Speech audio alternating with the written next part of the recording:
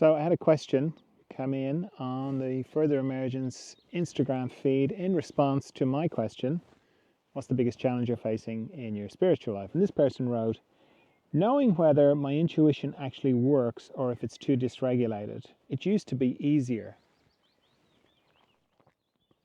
So it's a funny thing, intuition.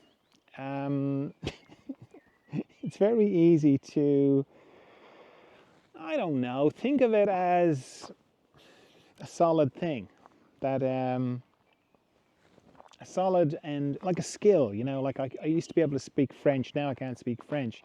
Like that's a measurable thing.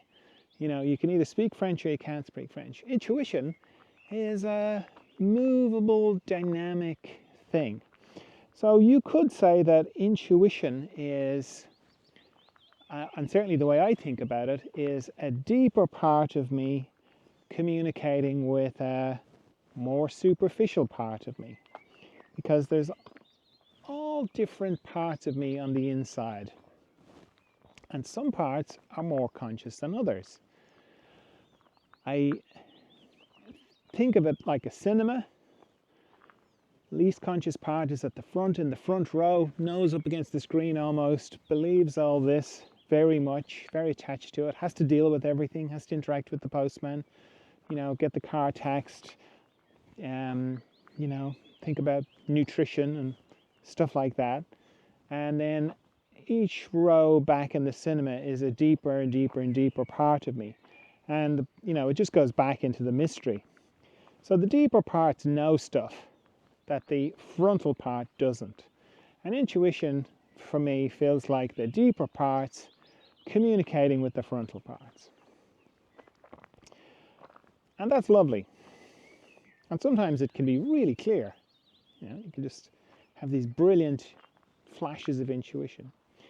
But it's all part of the process that we're all in of becoming more conscious.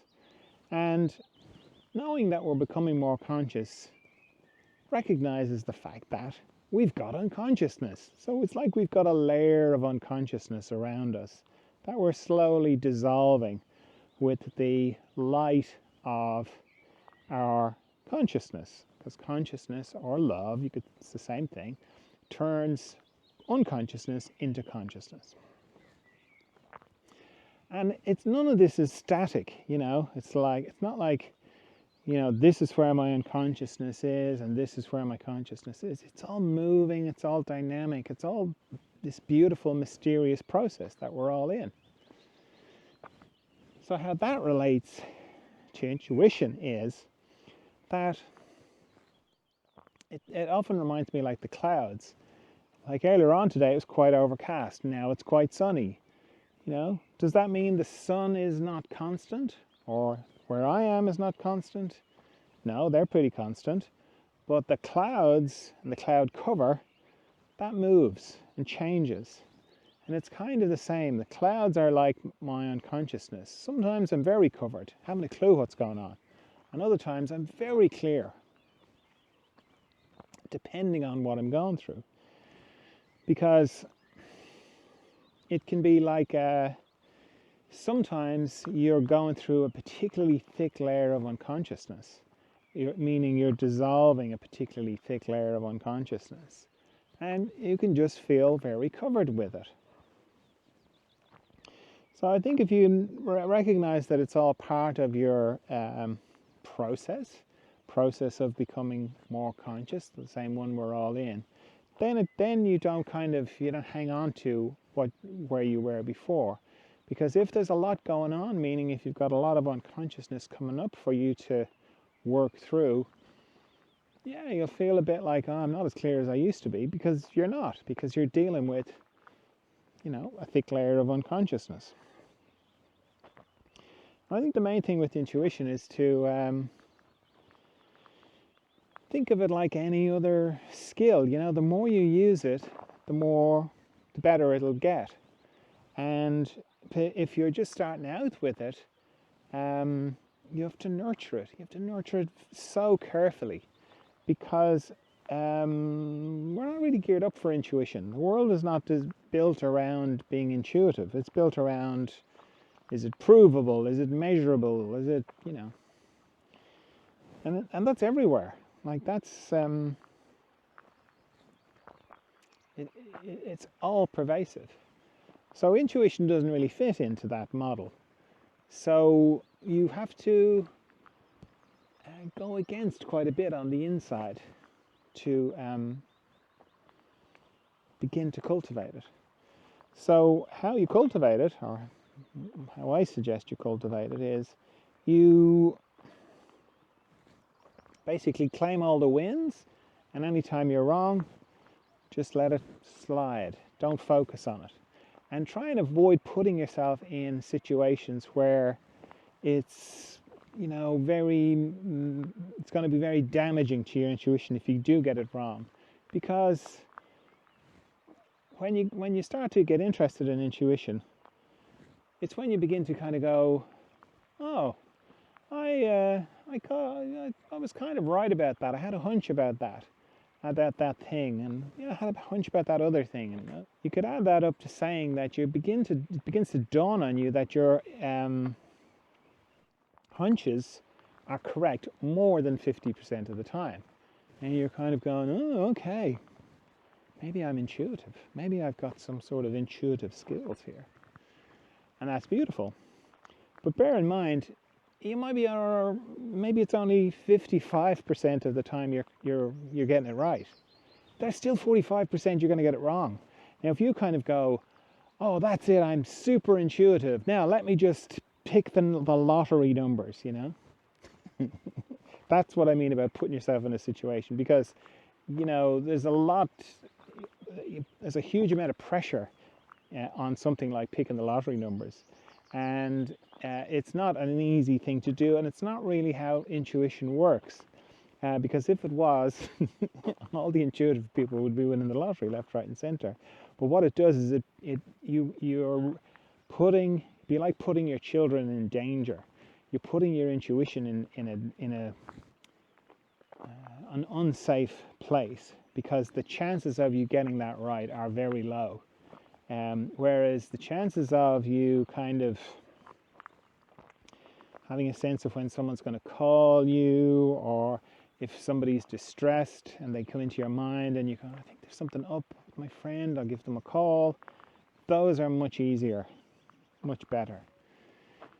Whereas putting it like, oh, I'm going to pick the lottery numbers. You're trying to pick it on something that you're only 55% accurate on, you know.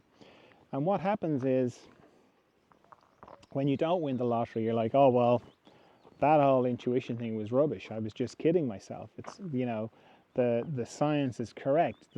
All the things I've heard, you know, about provable, measurable, all that kind of thing. Oh, it's all correct. I'm an idiot.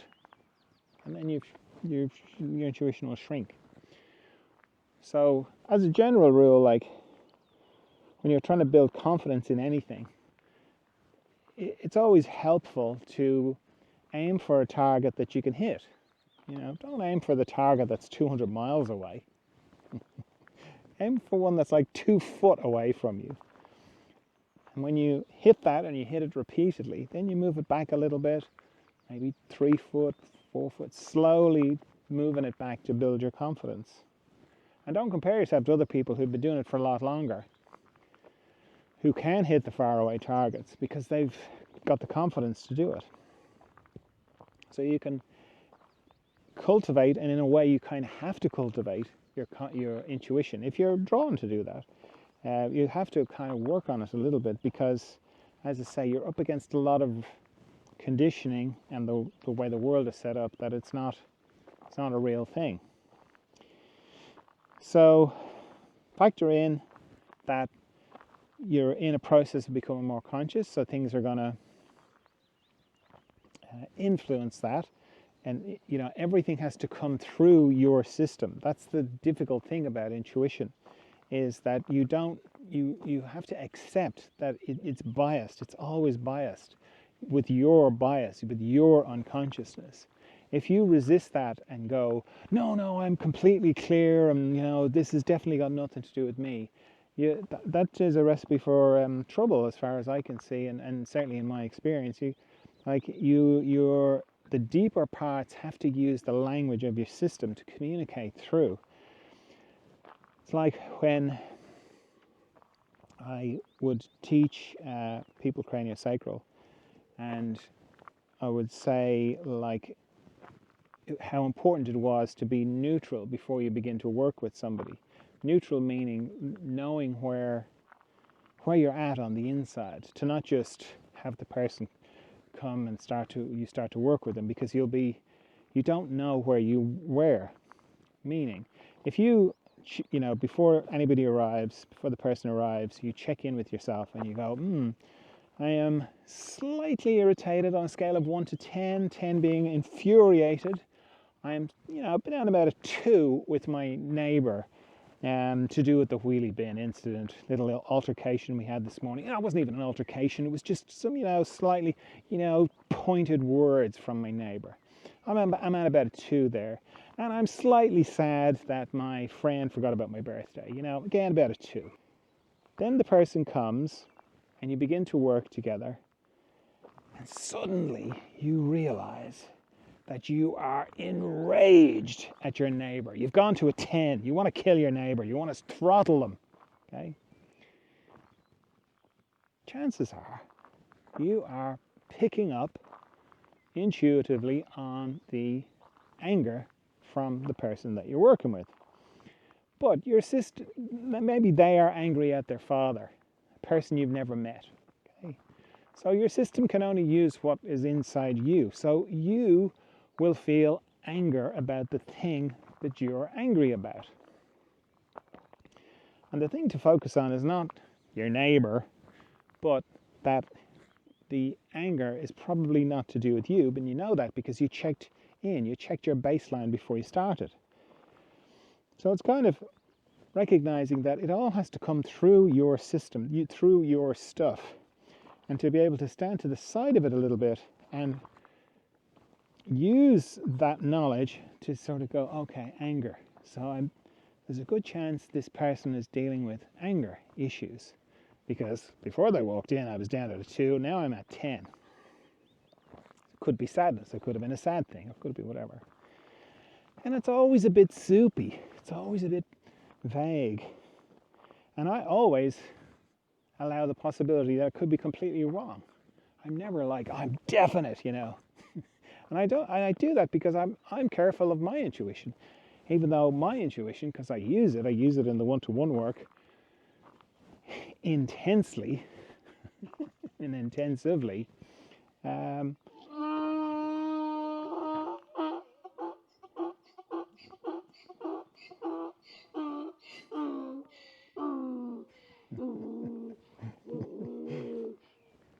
That's my donkey friends.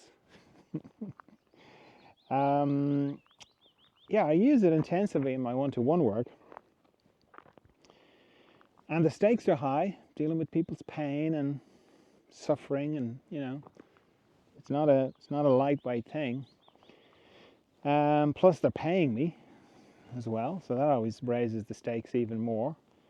But even with that, I think my intuition is pretty up there. It's up around in the 90%, I'd say, 90, 95. I'm usually pretty right. But I still always go, well, there's still 5%, there's still 10%. Might not be completely right. So I'm never like, this is what's going on. I absolutely know. I know what's happening here. I always rely on the feedback of the person. And really, I don't care if my intuition is right about something or not. Once the person's pain goes away, that's all I'm really concerned about. So build in or include the fact that you could be not feeling as much. Just going back to this person's question, you could be not feeling that much because of the process. You happen to be going through a particularly thick bit of unconsciousness.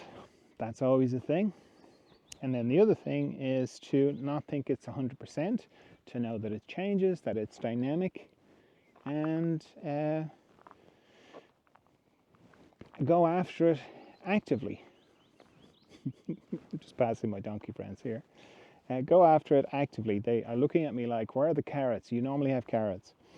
Go after it actively, meaning cultivate it. Get the little targets that you can hit. Start off with them, and then build your confidence. Don't just assume it's going to grow. Actively cultivate it like a little delicate flower that you nurture and help to grow and get strong. And it'll definitely get stronger if you do that.